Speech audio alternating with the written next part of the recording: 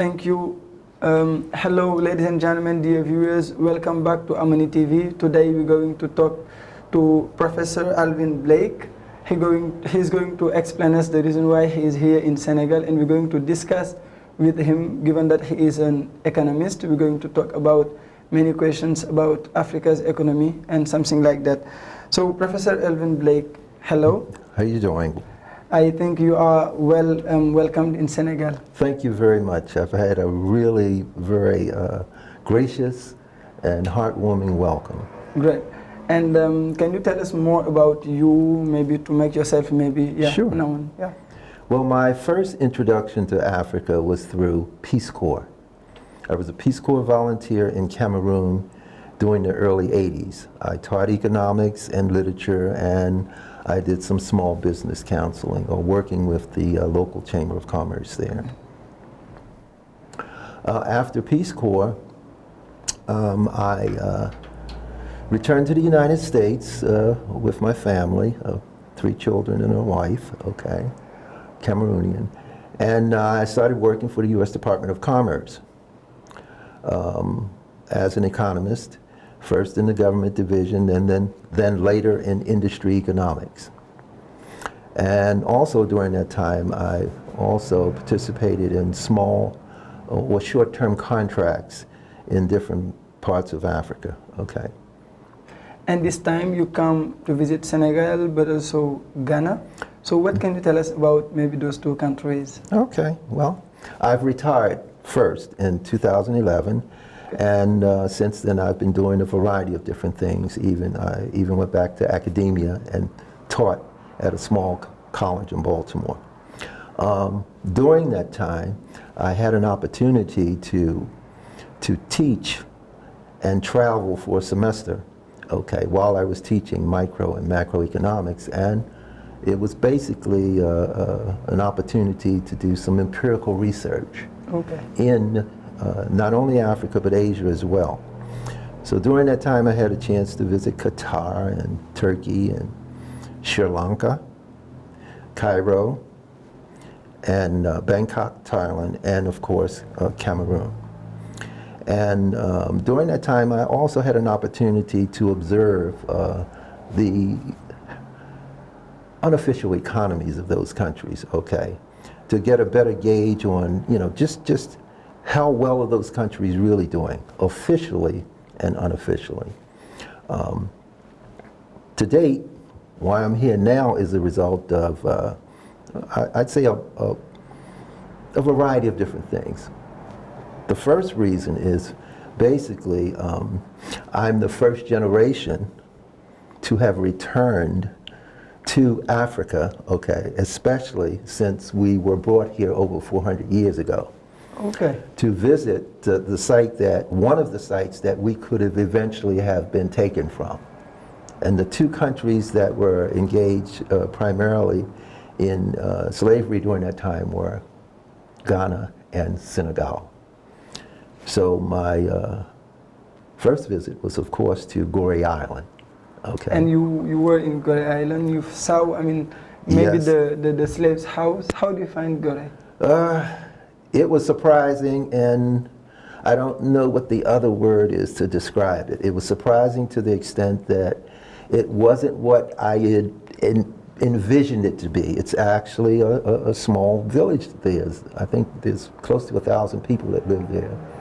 Some really quaint and really nice looking homes, okay? Okay. And there was also a school there for girls, which only accepts 35 of the best female students in the whole country. That's it.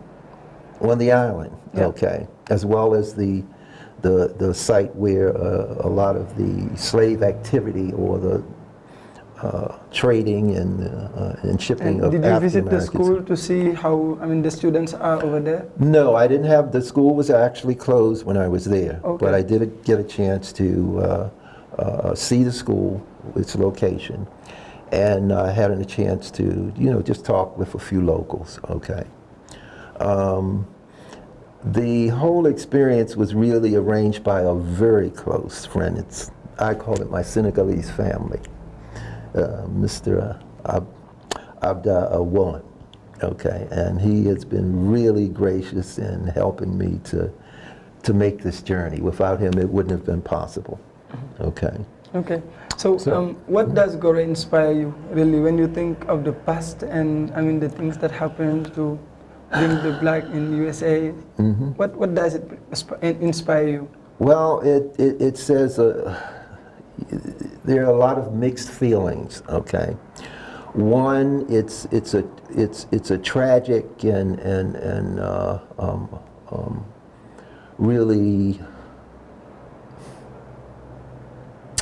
traumatic experience to try to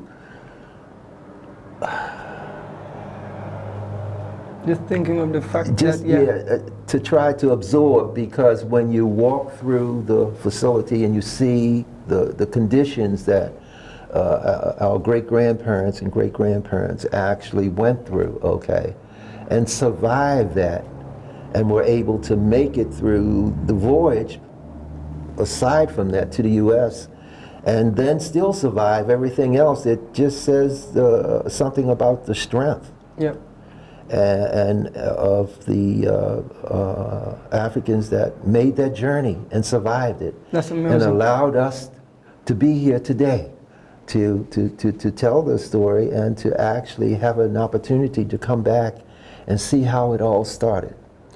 But the essence of that is, I think, is the core of, to the core is actually that strength that's innate in African people. No matter what happens, it's still there.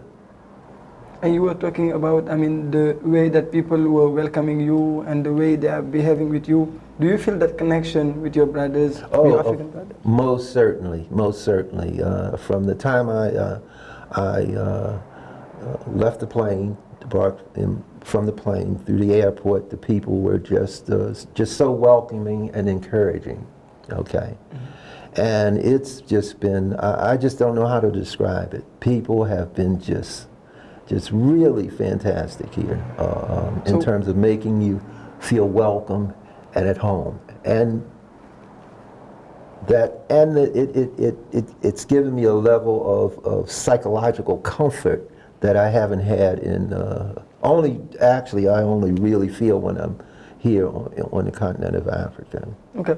So, Professor Alvin, you are also an economist, so we're going to talk about Africa's economy. Sure. I mean, how do you find the economy in Africa in general? Well, today, because of my long-term experience since the 1980s as a volunteer and as a consultant, okay, and just traveling, and even as an academician in traveling back and forth to Africa, I've seen the changes pre-apartheid and after apartheid. Okay. And I've seen the changes from the 80s and the 90s to the current period. And what I see now is just so exciting, because the young people here on the continent are taking Africa to another level. I see the emergence in two countries, Senegal and Ghana, of a real middle class. The unofficial economy, or you want to call it the shadow economy, or the underground economy, no matter what you want to call it, but the unofficial economy is really representative of the real economy. There's a vibrancy in free market system, okay? There's a vibrancy in commercial activity in both countries, okay? And especially in the major cities, Accra and Dakar. There is commerce at every level. And at every level, you see Africans engaged in it. Years ago, there were very few Africans you would see at certain levels involved in trade and in business. Okay, and a lot of that is the legacy of neocolonialism. But today, I see Africans operating at every level, owning their own companies, not being figureheads for the company and somebody's behind it, but they actually own their own companies. They're helping to make these, you know, the economies to grow and to expand. The other thing that I notice is that there's a certain level of peace, okay? And you can kind of see it in people's face as they move about their everyday life, okay? And one of the other things, too, that it's important to me is the educational system. Most of the educational systems in West Africa today have really been restructured to and designed by Africans, which is really important. It's not, even though the foundation may have been based on the GCE or the French system, okay, but it's been redesigned to suit the African culture, and that's important. And I think what we're seeing today is a manifestation of that in terms of the commercial and the other activity that we see in terms of growth. But it's, you just like underlined some of the positive aspects of the life in Africa, but also we know that in Africa we have the poorest country over the world. So as an economist, do you think one day it is possible maybe to change that situation? Of course, and that's why I highlighted Ghana and Senegal. Look, you have poor people everywhere, even in the United States. Right. Period. You have a lot of poor people. I can go from country to country around the world, and the majority of the people in those countries are poor. The majority, not a small. The majority of a lot of those countries, especially in emerging countries, and you have a rising underclass in some of the more developed or industrialized countries, okay?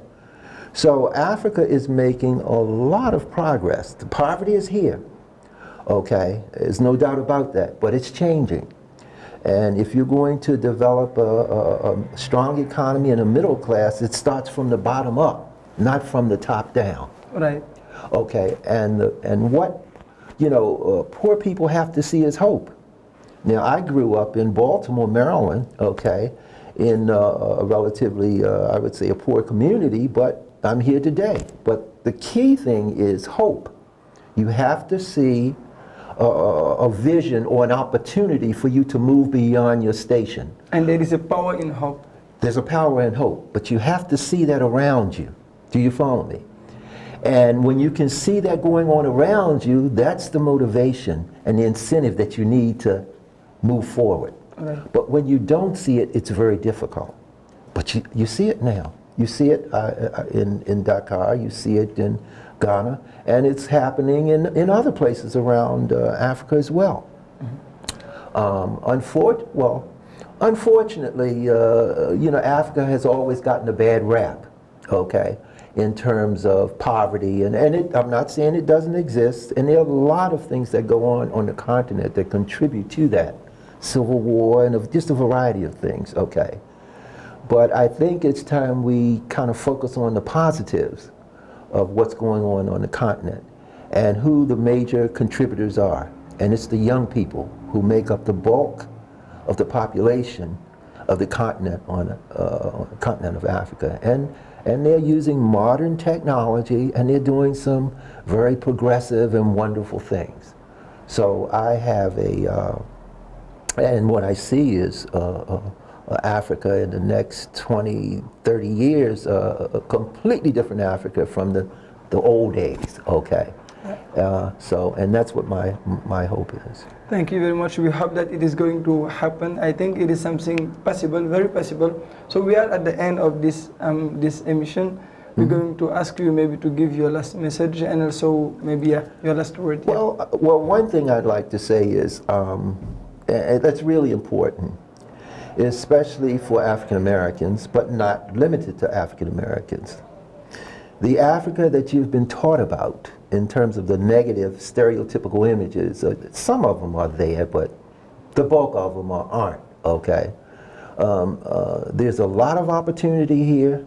There are more and more African Americans that are moving to different countries in Africa, specifically Ghana and Senegal. And there are other countries they're moving to as well. There are business opportunities, okay? One of the things that I think we really need to do is we have to be a little bit more adventurous and have a little bit more confidence in ourselves as people, okay? And make the trip. It's worth it, okay? It'll change your life dramatically. It'll give you a better sense of self, okay? And it just makes me think about realizing just who we are. And one of my visits was to the Kwame Nkrumah Center in Accra. And there's a statement, I may not have it correct, but I think the essence of it you'll understand. Mm-hmm. He said, being born in Africa doesn't make you an African. It's the African that's born in you. Right. And I like to leave it at that. That's great. Thank you very much. Being born in Africa doesn't make you being in Africa, but it's the Africa that's born in you. And you take that with you no matter where you are in the world. No matter where you are. It's got to be in you. Yeah. And you are African. Yes. And when it's in you, you will think, act, and represent yourself well.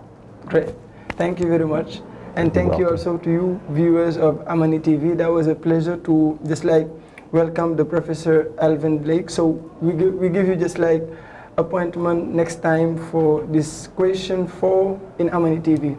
And thank you for having me.